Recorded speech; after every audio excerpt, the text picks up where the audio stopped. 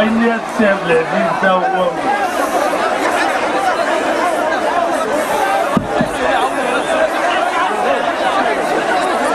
هذا السي عبد العزيز تا هو مدوخ مع المدوخين. قال لي بغيت نصحح واحد الرقم، قال لي قبيله قلت 20,000 هي في الحقيقه 40,000 واحسبهم لي الا قديتي.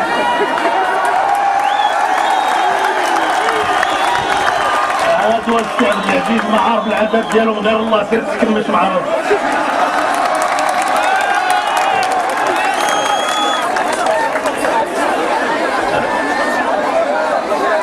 بسم الله الرحمن الرحيم.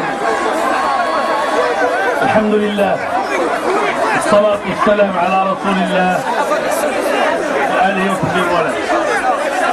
إخواني ترودان والمناطق المجاورة، حاولوا عليا شوية وخلوني نشط، الله يجزيكم بخير.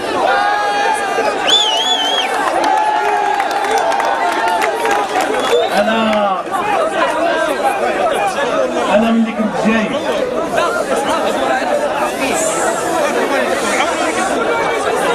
جيت لعندكم لأنكم كتسالوني هذه الجهة 2015 مشيت لأكادير ومشيت لتيزنيت وما جيتش عندكم. قلت هذه المرة هذه الحق ديال ترودان غنمشي لترودان.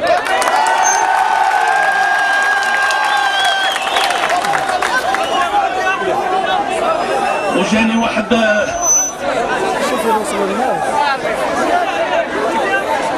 واحد الشعور رهيب، وقيلا السوسيات ما كيعرفوش يزدغرتو. ما سمعتونا ياك ما نقول الرجاله يعاونوكم.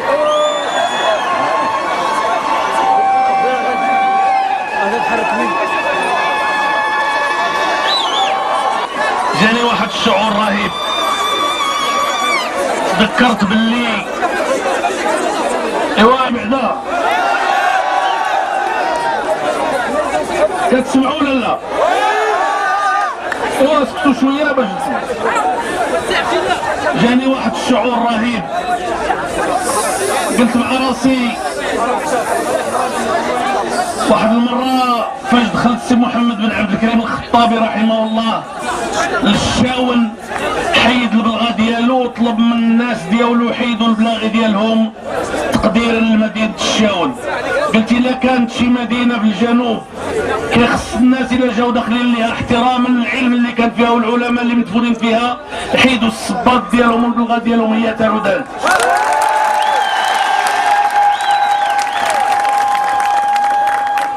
وكنظن ان هذا الشيء ماشي انا الاول اللي قلته، غالب الظن بزاف ديالنا حنا كنعرفوا ترودان غير من خلال الاخوان الصالحين والاباء ديالهم الصالحين والعلماء الصالحين اللي عاشرناهم. الله يرحم اللي مات، الله يبارك في العمر ديال اللي باقي. بلاد كان فيها العلم، بلاد كان فيها الخير، بلاد كان فيها الدين، غتبقى دائما معلمه مرتفعه مهما كان ارتفاع المدن الاخرى.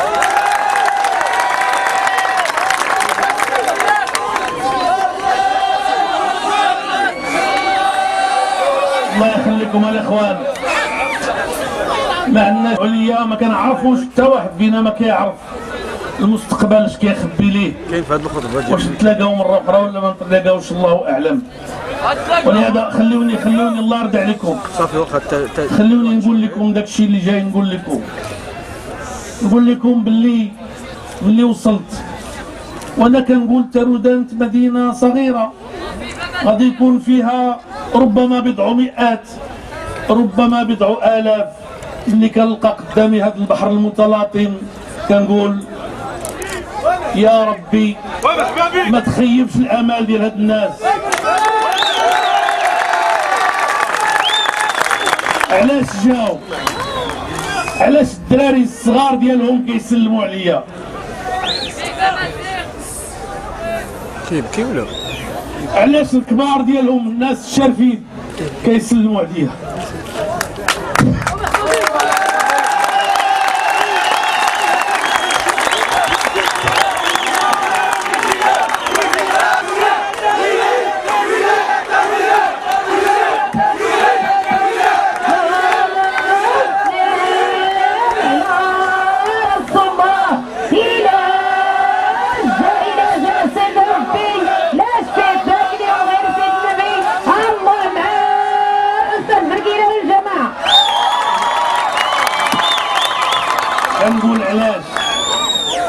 الشباب علاش هاد الناس واش غير جايين يسمعوا لي واحد نص ساعة ولا 40 دقيقة ويرجع كل واحد للدار ديالو ونمشي انا في حالتي للرباط ديالي وربما نكون مرة أخرى رئيس الحكومة وصافي زعما هاد الناس جاو دخل فارغا وخرج فارغا؟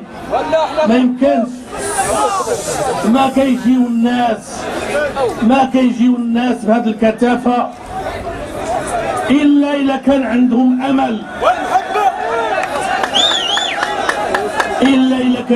أمل، أن حاولوا الله يرضي عليكم أخوتي. ما بغيتش الكلمات اللي تكون دابا كتبين المساندة. دابا اللي بغى يساندني يسكت، خليوني نتكلم مع الناس. ما كيجيو الناس بهذه الكثافة إلا ملي تيكون الأمل ديالهم كبير. وأنا جا واحد الوقت كنت صغير وكنشوف الناس بهذه الكثافة كيمشيو لواحد الحزب وكان عندهم الأمل، وهذاك الأمل ما وصلش للنتيجة اللي كانوا كيترجاو. واليوم بغينا نقولوا اللي خصنا نبقاو شادين اليد في اليد ونبقاو غاديين طريق ديال المستقيم ديال الله تعالى حتى نوصلوا للنتيجة اللي بغينا. اشنو هي النتيجة اللي بغينا لك؟ حكومة. الله يخليكم الاخوان، غير خليهم راه ما غاديش تقدروا تجلسوهم ولا والو. الشباب المنظمين دابا السكات دابا كل واحد دابا صافي الخدمه دازت قويله.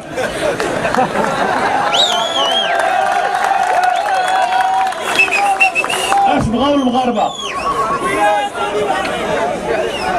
واحد المره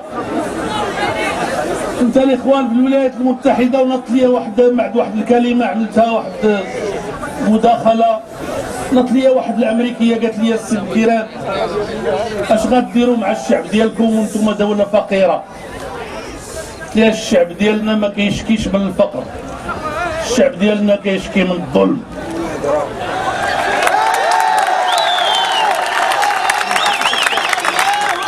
هاد البلاد هاد الشعب بغى العدل في المحاكم ديالو، بغى العدل في الثروة ديالو، بغى العدل في الصحة ديالو، بغى العدل في التعليم ديالو، بغى العدل في الحياة ديالو كلها باش تكون الفرص متساوية أمام كافة أبناء الشعب باش يوصلوا لداك الشيء اللي كيستحقوا. هاد الشعب ما كيطلبش من الحكام ديالو يجيبوا له الذهب والفضة للديو ويدقوا عليه، كيطلب منهم يكونوا منصفين. وهذا الشعب الاخوان الله سبحانه وتعالى كرموه بالنظام الملكي ديالو اللي كان السبب الاساسي في الحفاظ على الامن والاستقرار في هذه السنوات الصعبه اللي دوزنا كامله.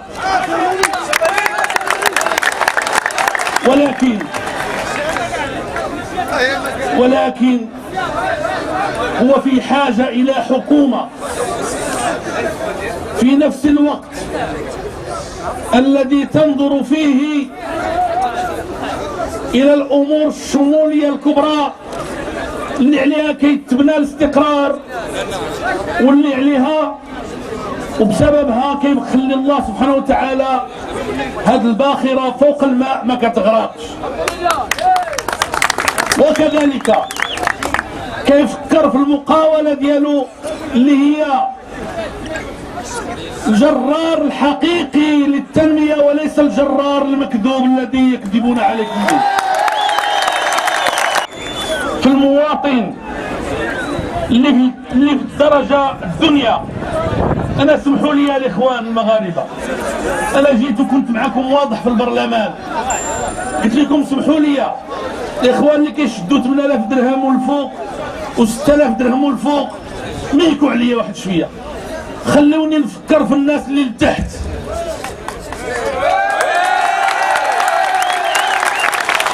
هذوك الناس اللي لتحت ما كيديروش الإضراب عن الطعام وما كيديروش المظاهرات وما كيديروش الاعتصامات والمسيرات، هذوك تيصبروا وكيسكتوا.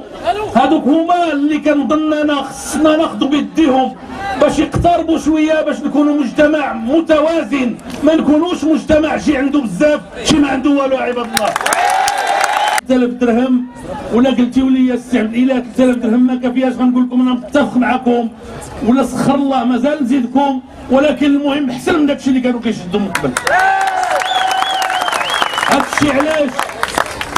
هادشي علاش ملي جيت ندير الاصلاح ديال التقاعد قالوا لي واحد العدد ديال المطالب ما استجبت ليهاش، ولكن الناس اللي كانوا كيقبطوا 1000 درهم قلت لهم هادو غيبداو يقبطوا 1500 درهم. وراه ابتداء من هذا الشهر ان شاء الله الرحمن الرحيم غادي تلقاو في المنطقه ديالهم ولا الشهر الجاي 4000 ريال زايده، ثم 3000 ريال العام الاخر، ثم 3000 ريال العام الاخر. هادشي علاش فكرت الطلبه اللي كانوا كيقبطوا 4600 ريال وقلت الوزير الماليه زيدهم الله يخليك، وصل لهم 10000 ريال. ما وصلش لهم 10000 ريال ولكن زادهم 200 درهم للواحد، وزاد لكلشي اللي الفوق شويه شويه، وباقي نبقى معاه ان شاء الله الرحمن الرحيم حتى يزيدوا. هادشي علاش غير باش تفهموني، هادشي علاش فكرت باش نخفف الاجراءات على العيالات المساكن اللي كيطلقوهم الرجال ديالهم وتيهربوا عليهم وما تيلقاوش كيفاش يديروا بوليداتهم، ودرنا لهم حتى هما ياخذوا واحد المنحه واخا محدوده بسهوله ما تبقاش معقده بحال اللي كانت من قبل. هادشي علاش فكرت في الارامل. انا والسي عبد الله باها رحمه الله عليه اللي كانت هذه القضيه شغلاه، هادشي علاش فكرت فيهم، وهادشي علاش عملنا لهم منحه ولات معلمه ترفع راس المغرب انه يهتم بفقرائه ويهتم بمحتاجيه ويهتم بالهشاشه الموجوده في مجتمعه، ماشي ما تكون الامكانيات الا عند الاقوياء والا عند الناس اللي قادرين يشوشوا عليهم. كتقولوا لي السي عبد الاله هادشي اللي كتقول عرفناه، وإن احنا باقين عندنا مشاكل كثير. أنا عارف، وباش نكون معكم صريح، أنا بهاد 5 سنوات اللي دوزت في الحكومة ما حليتش المشاكل ديال المغرب كاملة، ولكن الناس المغاربة كيذوقوا بالمعنى وكيعرفوا الرمزية اش كتعني. شافوا واحد الحكومة والرئيس ديالها ماشي مشغول واش غادي يولي رئيس ديال الحكومه ولا لا مره اخرى، ولكن مشغول باش يحل المشاكل، ولا ما وصلش بزاف وصل شويه، ولا ما وصلش هذه المره وبغى الله يوصل في المره الجايه ان شاء الله.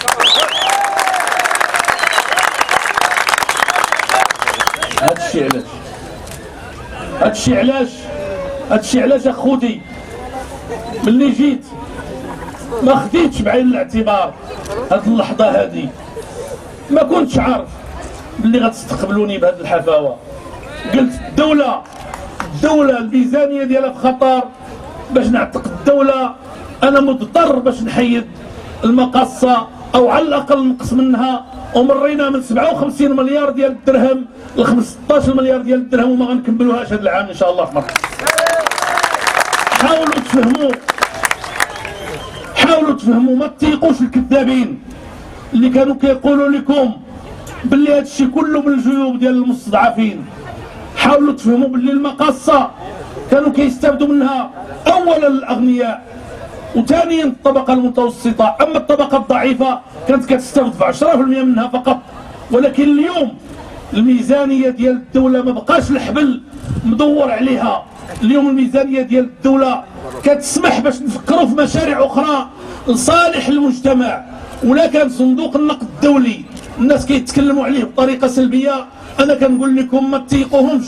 صندوق النقد الدولي شريك اساسي. جيت عندكم بوضوح، جات عندي المديره ديالو قالت لي السي بن كيران السياسات ديالكم ماشي حنا اللي كنمليوها عليكم، نتوما اللي كتوحيو لينا بها. ينبهوا بها الدول اللي كبر منكم سكانا بحال مصر وبحال الهند، تيقولوا لهم ديروا بحال المغاربه ولكنهم لا يستطيعون. المغرب عنده خصوصيه المغرب دائما كان عنده خصوصية. المغرب الاخوان عبر التاريخ كان عنده خصوصية، واليوم بغيناه يرفع راسه عاليا. واليوم بعد هذه الخمس سنوات، بعد هذه المدة كلها، الحمد لله المغرب رفع راسه امام العالم. والمواطنين ديالكم عيطوا عليهم في التليفون اللي بالخارج تيقولوا جو سوي فيير ديتر ماروكان.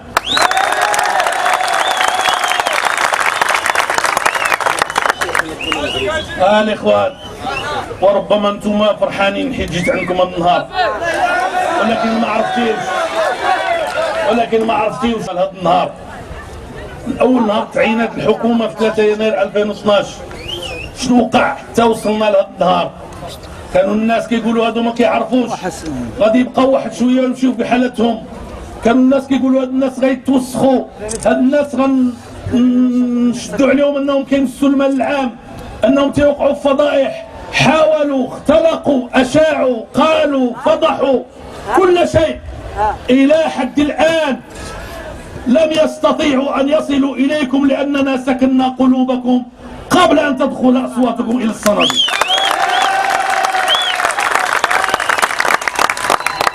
وانا غنقول لكم، انا الاخوان الله يخليكم الى مسؤوليه، انا كشخص حسب اللي علمني الله، انا ما جيتش لعندكم باش نولي لاباس عليا.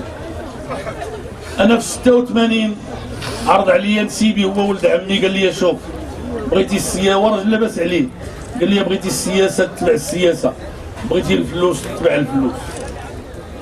ولو كان بغيت ديك الساعات نشتغل معاه ونتبع الفلوس كنت غادي نتبع الفلوس. وانا ولد عائله ديال التجار، ولاني قلت مع راسي لا، انا غنختار واحد التجاره تكلم عليها الله سبحانه وتعالى، حيث قال إن الله اشترى من المؤمنين انفسهم واموالهم بان لهم الجنه. انا غنتبع الطريق ان شاء الله الرحمن الرحيم.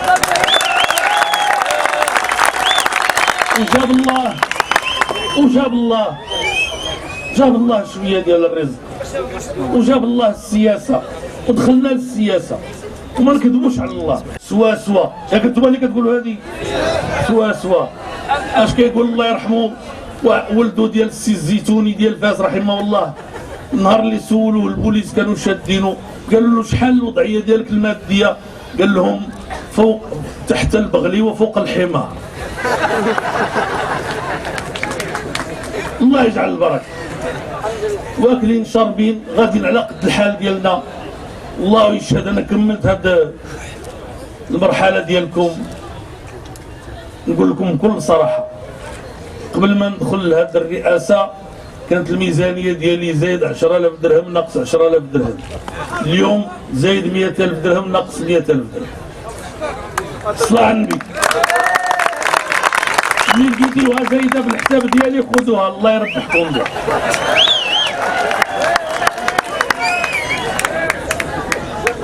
أرنا دابا الاخوان غتقولوا لي اش غدير لنا السعوديه في المستقبل. انا غنقول لكم ما نوعدكم حتى شي البرنامج الانتخابي الحزب كاين، ولا جاب الله دزنا حنا الاولين، وان شاء الله حنا اللي غندوزو الاول.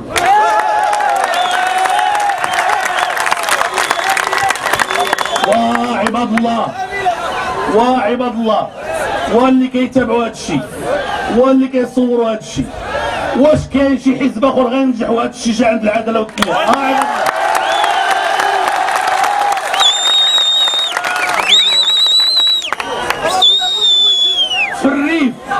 في الريف عندهم واحد القضيه، ملي كيبغيو يختاروا شكون اللي غيترأس القبيله، شي كيجي لهاد الجهه، شي كيجي لهاد الجهه، اللي بغى هذا كيجي لهاد الجهه، اللي بغى هذا كيجي لهاد الجهه.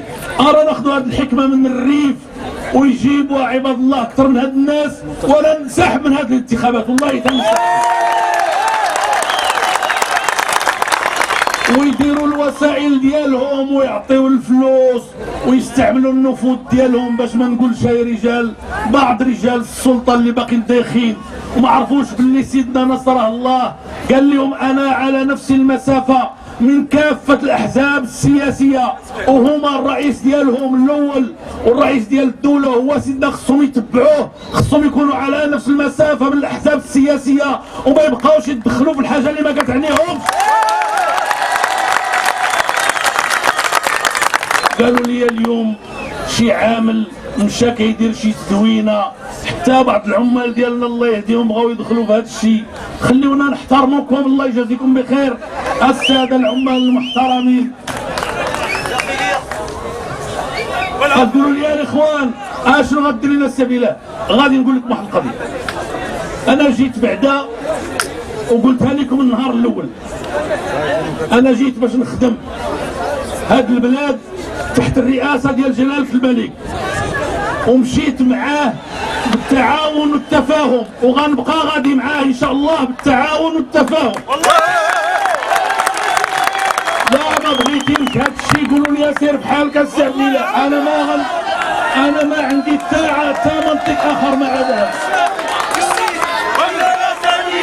ما تخافوش نتوما، عطيوني الاصوات ديالكم وخليوني انا ندبر القضيه الراس ان شاء الله.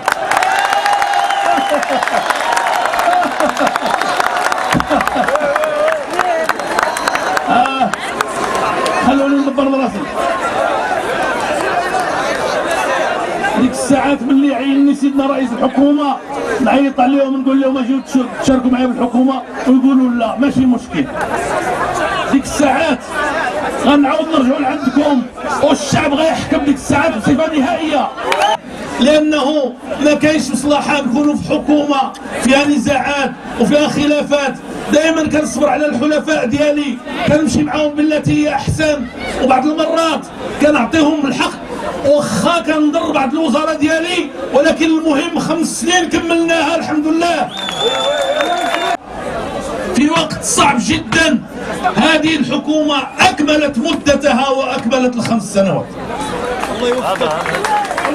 وبالتي مازال ما كملت لكم، قولوا لي اش غتبقى دير مع المعارضه؟ انا باغي نقول لكم واحد القضيه، لا بقات هذه المعارضه كدير في المناورات والكذوبات والتخلويط وخدامه بالرشاوي والغرايب الكحله والمواقع الالكترونيه كتشريها والفلوس كتوزع فيهم والجرائد والصحف والاذاعات.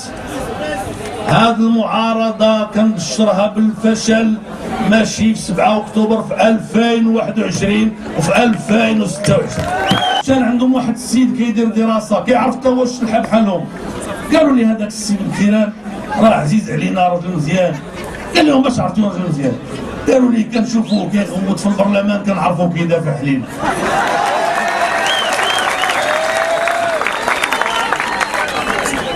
والبارح مشيت للعريش ناض السي الحمداوي قال لي يا السي عبديله، قالها قدام الناس، قال لي يا السي عبديله مشينا لواحد الدوار في الجبل وكنوزعوا الاوراق، قالت لهم واحد السيده فين هما الاوراق ديال السي بكيران؟ قال لها راه هما هادو. قالت لي هو هكذا انا كيعجبني داك السي بكيران. واش دابا عباد الله واش الناس غادي يتبعوا وبغى يهاجم اذاعه محمد السادس وبغى ينشر الغرايب الكحله وبغى يتنكر الاسلاميه ديال الدوله ديالنا؟ اش نكونوا حلاله ما كناش دوله اسلاميه؟ جاوبونا عباد الله. وجاي 6 شهور بغى يقلب الامور من شهر 1 ولا 12 ل 2000.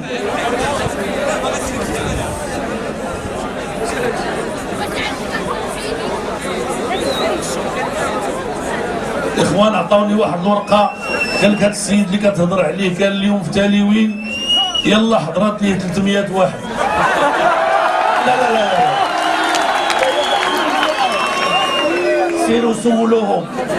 سيروا سولوهم شكون اللي جابهم ولا شحال عطاوهم. انا كنسولكم نتوما واش كاين شي واحد عطاكم شي حاجه باش تجيو؟ واش بديو من شي واحد باش تجيو؟ الاخوان واش عرفتيو مع من كان الضارب؟ انا كان الضارب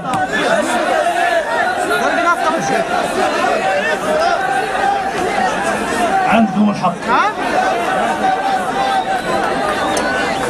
علمنا هذوك العفاريت اللي كانوا الضارب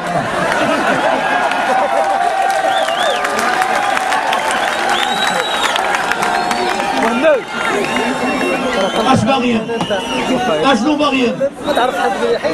باغيين يبقاو شادين الروبيني من الفوق في يديهم وكيشربوا بوحدهم وكيوصلوا لكم قطرات وتيديروا لكم المناورات وتيديروا لكم داك الشيء اللي كيدير العائله.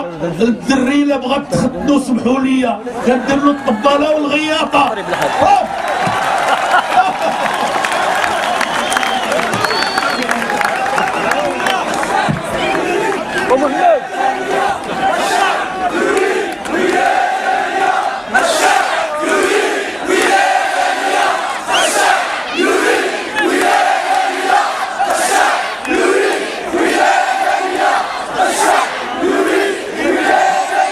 اسمعوا لي الله يجزيكم بخير. انا كنحاول لانه اللي كيهمني شنو هو محمد، اللي كيهمني الكرامه ديال المغاربه يكونوا في بلادهم فرحانين. الا كاين بزاف نتقاسموها عباد الله، الا كاين شويه حنا شعب قنوع نقولوا الحمد لله، ولكن الظلم ما بغيناش نشوفوه في بلادنا. المغاربه خوتي، المغاربه جاهم امان، وخليو الاحزاب تقاد وما تبقاوش تدخلوا فيها، وخليوها تختار الرئاسات ديالها، وخليو اللي يساري حقيقة يكون يساري حقيقة، واللي يميني حقيقة يكون يميني حقيقة. وديك الساعات ربما يتقسم هذا الجمهور. اما دابا الا غير تحرميات والمناورات اللي وصلتكم، درتوا المسيره ديال الدار البيضاء اللي ضحكتوا بها علينا العالم، راكم كتكبوا الناس عندنا اللي بغينا واللي ما بغيناش.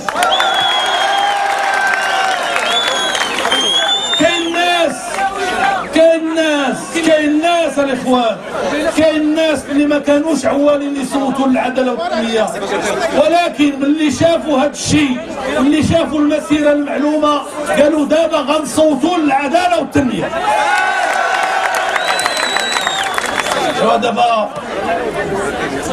دابا الاخوان الله يجازيكم بخير، اسمعوا لي، بغيت نسولكم واش عاد دابا كلمت معاكم ولا كتسمعوا لي هذه 5 سنين؟ مزيان. اذا راني سبق لي هضرت معاكم وسبق لكم تجاوبتوا معايا. بغيت نقول لكم واحد الكلمه، تيقوني والله شاهد، انا اللي عليا درته، والله اللي لا يدوز عليكم داك الشيء اللي داز بلاتي الله يعاونني واخا، ولكن انتم عندكم مهمه. اسمع مزيان، شوف الله يحفظني امين، ولاني الا بقيت معاكم فاحنا خدامين. ان جاب الله مشيت كلكم غتكونوا بحالي وحسن مني وتستمروا في الطريق، لانه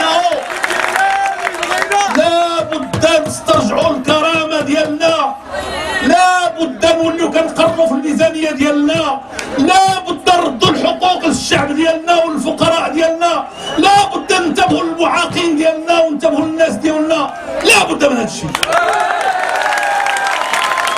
وهذا لن يكون الا بالحكومه، لن يكون الا بحكومه عندها الكبده على الشعب وكتصرف في الصالح ديالو. ما غاديش نوليو كنوزعوا الصدقات حتى نفقروا الدوله، ولكن ما يمكنش دائما يبقاو كيستافدوا غير اللي الفوق، لا بد يستافد الشعب كذلك. المقادير ديال تيزنيت وديال واحد العدد ديال المدن ديال الجنوب. ما عندي ما نسالكم، برافو السواسه. انا ذكرت غير هذوك اللي كبار ومعروفين، الاخرين اللي ما ذكرتهمش ما يتقلقوش عليا، لانه انا عندي هذيك اكادير فيها انزكان وفيها تشيره وفيها كلشي كيجيب لي الله، غير اكادير هذيك كلها يا غير ما تقلقوش. باغي نقول لكم 3 ديال الحوايج، باغي نقول لكم. الاولى، من هنا لنهار الجمعه ما بقاش بزاف، الاثنين والثلاث والاربع والخميس لا عارفين شي واحد ناعس سيرو فيقو.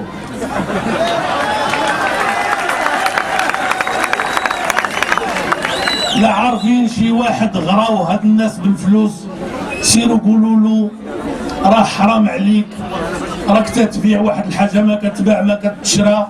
الصوت هو المستقبل ديالك، هو المستقبل ديال ولادك، هو المستقبل ديال بلادك. الصوت هو الفرصه الوحيده اللي كتعطيك الديمقراطيه باش تختار شكون اللي غيدافع عليك في المربع ديال السلطه. الصوت شيء مقدس لا يجوز بيعه. اياك ثم اياك ان تاخذ درهما واحدا مقابل صوتك. هات الساميه ديال جلاله الملك، خليك على نفس المسافه من كافه الاحزاب السياسيه.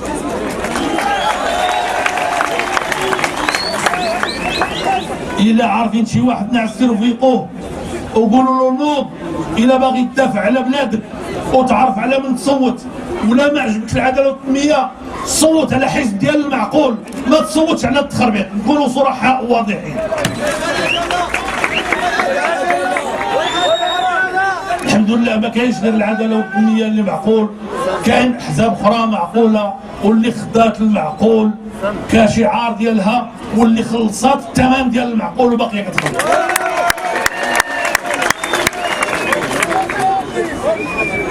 الاولى هي الثانيه يا اهل سوس، وهي نهار الجمعه ما تبقاوش ناعسين، خرجوا بكري وسيروا صوتوا. وملي تدخلوا لهذاك المخبأ ما تراعيو غير الله والضمير ديالكم، وصوتوا على اللي كتشوفوه كيبغيكم وكيبغي لكم الخير، ويمكن يكون حكومه اللي غاديه تكون الى جوار جلاله الملك في خدمه الشعب والوطن. وما نحتاج نوصيكم انني كنقول لكم بغيتكم تصوتوا على العداله والتنميه.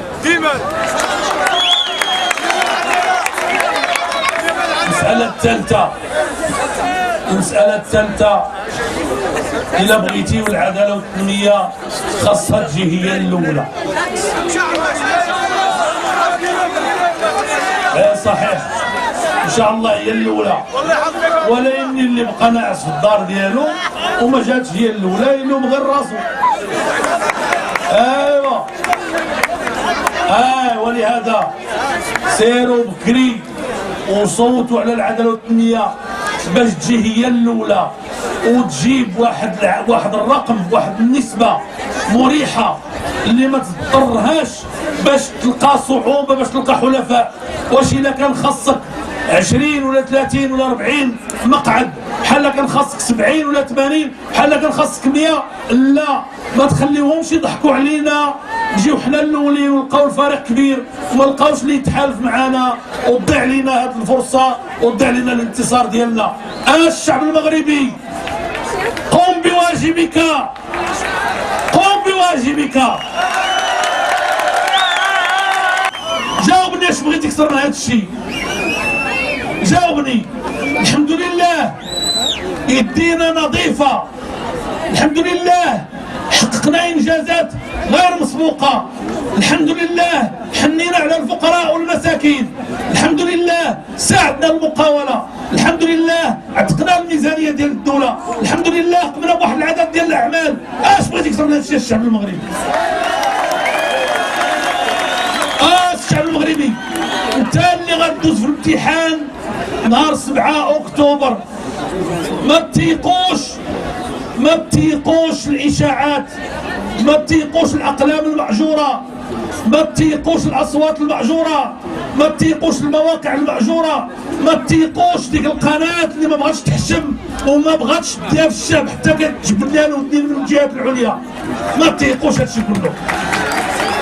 حنايا كنديروا واحد العدد الانشطه وتيحاولوا يغطيو علينا وتيحاولوا يغطيو علينا في الجرائد ديالهم والمجلات ديالهم والاساليب ديالهم، ولكن كنعرفوا بلي الشعب كيعرف الحقيقه وكيسمعها بالاذن ديال القلب ديالو. هذا هو جهدنا عليكم السواسه، هذا جهدنا عليكم المغاربه. كنتمنى ما تخلفوش الموعد مع التاريخ، والسلام عليكم ورحمه الله تعالى وبركاته. غير واحد القضيه، بغيت نكون خارج، بغيتكم ديروا لي الطريق ملتزمين، ما تخليو حتى واحد يتزاحم عليا. نتوما انا عندي الثقه فيكم، نتوما اللي ندوز هذه الثقه هذه. السلام عليكم ورحمه الله. هديه من الصناع التقليديين باقليم تارودان للاستاذ والزعيم عبد الاله بن كيران، يقدمها الصانع التقليدي فؤاد الحمدوني.